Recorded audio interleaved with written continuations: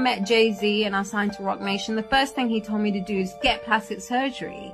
I'm not insecure because I would have got plastic surgery. People make it, they all can turn around and thank Beyonce because that's it. And enough is enough.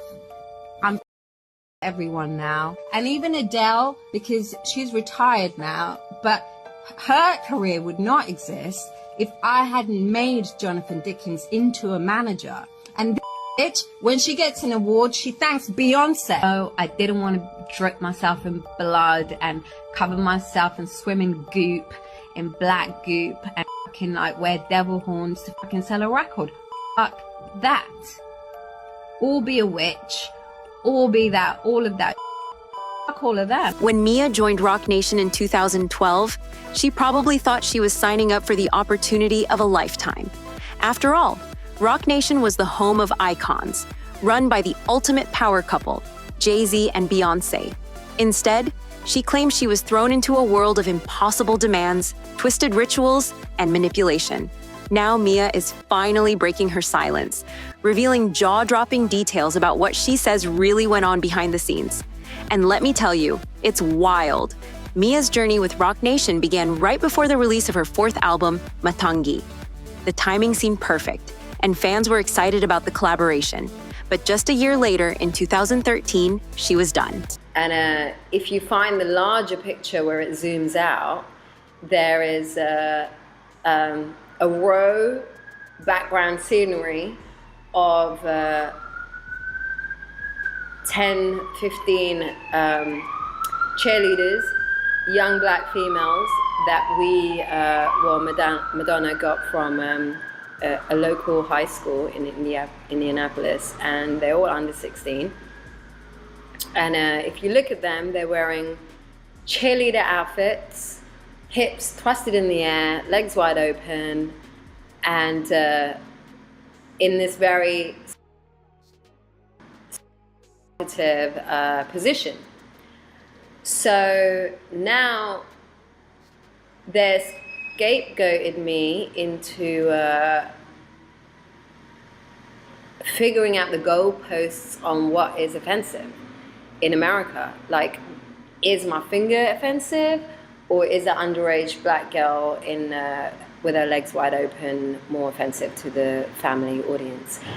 She announced her departure from Roc Nation with a cryptic statement thanking fans, but offering little explanation. At the time, the split was blamed on creative differences. But as Mia later revealed, there was far more to the story. According to her, Roc Nation wasn't just managing her career. They were trying to control her entirely. She alleges that the label pulled the trailer for a documentary she had made about the creation of Matangi, and she claims the label's executives told her to make her music darker and edgier. They told me, "We built you up as public enemy number one. Now you're coming out with all this positive stuff," Mia recounted in an interview. It wasn't what they wanted, and they made that clear. Things went from bad to worse after Mia's controversial performance during the 2012 Super Bowl halftime show. If you recall, she briefly flashed the middle finger during her appearance with Madonna, and the NFL was not happy. They filed a lawsuit against Mia, demanding an eye-watering $16.6 million in damages. Mia, however, wasn't one to back down. She called the lawsuit absurd and accused the NFL of scapegoating her while ignoring other performers who she believed pushed boundaries just as much, if not more. "They wanted me to grovel, to apologize, to admit I was wrong," she said.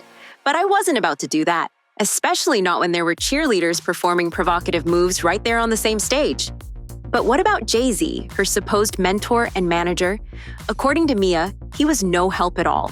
In fact, she claims he pressured her to sign an exploitative deal to resolve the lawsuit. I met Jay-Z and I signed to Roc Nation, the first thing he told me to do is get plastic surgery. I'm not insecure because I would have got plastic surgery. People make it, they all can turn around and thank Beyonce because that's it. And enough is enough. I'm everyone now. And even Adele, because she's retired now, but her career would not exist if I hadn't made Jonathan Dickens into a manager. And when she gets an award, she thanks Beyonce. So I didn't want to drip myself in blood and cover myself and swim in goop, in black goop, and fucking like wear devil horns to fucking sell a record. Fuck that. Or be a witch, or be that, all of that. Fuck all of them. They wanted me to sign a deal that would take 100% of my earnings if I made more than $2 million in the future, she revealed. Jay-Z told me I should do it. I said no. After leaving Roc Nation, Mia didn't hold back in calling out both Jay-Z and Beyoncé. Over the years, she's accused the power couple of everything from trying to sabotage her career to being involved in deeply sinister activities.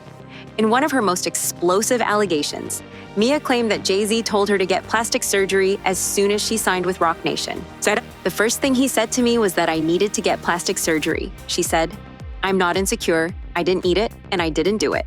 She also alleged that Jay-Z and Beyoncé pressured her to participate in satanic rituals. They wanted me to drip myself in blood, cover myself in black goop, and wear devil horns. Obviously, they're not serving the same Most High God that I am. And that's what makes us enemies, that I stand for a completely different doctrine, a completely different nation, and a completely different truth than he does. I don't have any materialism attached to my spirit or soul anymore. I don't have fornication attached to my spirit anymore. I mean, I just got engaged July, so my life is completely different from how I was with women in the early 2000s. And I think that is the difference in itself of being involved with Rockaware has made me see something completely different, and knowing who his allegiance is with is not the Most High God. And we all know, Satan rules this realm. She claimed, I refuse to do it. If that's what it takes to sell records, then I'm out. Mia has also accused Jay-Z of working with her ex-partner to make her life miserable during a custody battle for her son. She claims she was denied a visa to visit her child in the US and believes her political activism played a role. I've been to the US many times, she said, but now, because I called for peace in the Middle East, they're blocking me from seeing my own child. She even claimed that Roc Nation stopped communicating with her and wiped her emails to Jay-Z asking for help. Mia's decision to expose these alleged wrongdoings hasn't come without consequences. Like many others who have spoken out against Jay-Z and Beyoncé, she says she's been blackballed in the industry. I've been labeled difficult, she said. People call me a conspiracy theorist. They say I'm crazy, all because I refuse to play by their rules. She's not alone in her accusations either. Former collaborators like Larry Johnson have also alleged that Jay-Z and Beyoncé are deeply involved in questionable practices. They're not serving the same God I am, Johnson said. It's all about materialism and manipulation. Mia's claims are part of a larger pattern. Over the years, numerous artists have accused Jay-Z and Beyoncé of using their power to control narratives and silence dissent. From Dame Dash to Kanye West, the list of people who've fallen out with the Carters is long, and the stories are eerily similar. For Mia, the fallout has been devastating. Some fans believe her career could have reached new heights if she had never signed with Roc Nation. Others argue that her outspoken nature would have made her a target no matter where she went. Despite everything, Mia hasn't stopped speaking her truth. Her revelations about Jay-Z and Beyoncé have sparked heated debates online, with some fans rallying behind her and others dismissing her as bitter or delusional.